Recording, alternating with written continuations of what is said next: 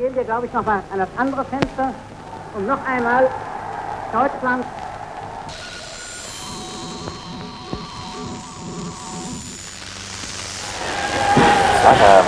Like a fire, like a blazing fire, the news spreading across Germany. Adolf Hitler, Chancellor of the Reich.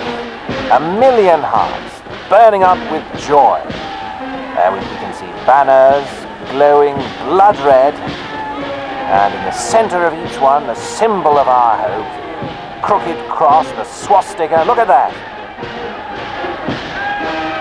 January the 30th, 1933. Nazi brown shirts salute their Führer, their leader, Adolf Hitler. Come on! His rise seemed the answer to many people's dreams. We will have a new Germany!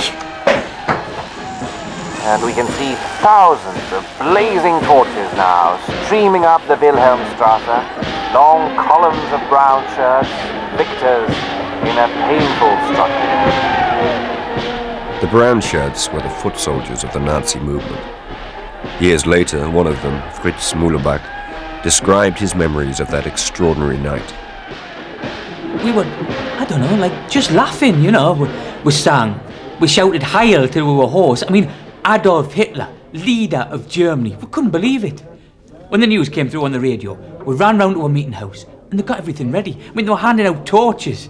And the best thing, when we marched, the police guarded our path. Like after so many years, the streets were finally ours. Yeah! Heil Hitler! Heil Hitler! Heil Hitler! But not every German joined the brown shirts in their celebration that night. For they knew that now in power, the Nazis would allow no opposition. And all those that stood against them, Hitler had promised to destroy.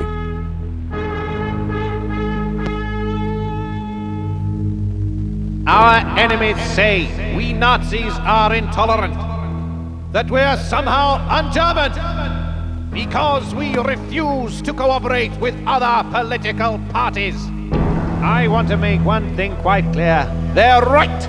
We are intolerant.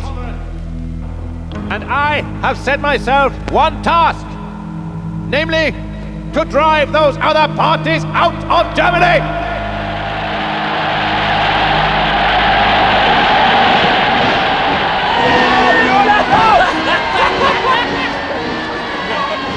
Hitler's rise to power would cause death and suffering on a scale rarely seen in history.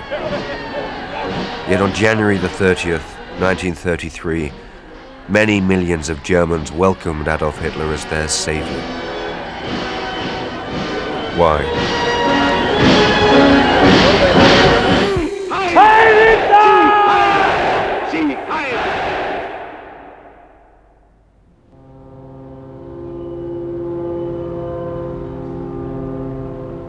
3 years earlier, 1930, Fritz Muhlbach returns to the northern dock town of Hamburg after a spell at sea and finds Germany in a terrible state. There was no work to be had. Germany, the worst hit country in a worldwide depression. In the streets, chaos, and the police unable to keep order. From every direction, parties promised they had the solution. Communist, Social Democrat, Nazi. 35 parties in all.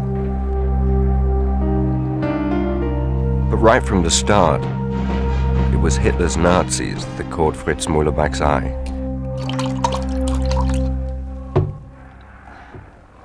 They were like smarter than the other parties. The communists, social democrats. I mean, the Nazis had uniforms, and their boots were like jackboots, always shining. It's impressive. And then, one night I'm down the docks, and I sees this fight. Well, this fella getting beaten up. So I goes in to help him, gets myself a torn ear. It turns out he's this brown shirt. He says, well, why don't you come along, to a meeting? That was how I got started.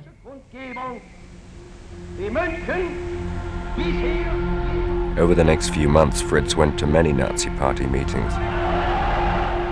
He heard speakers, he watched slideshows, he read pamphlets. And he shared a room with the brown shirt he'd rescued. From Werther, he learned why, according to the Nazis, Germany was in such a mess. He learned how, according to the Nazis, Germany would recover.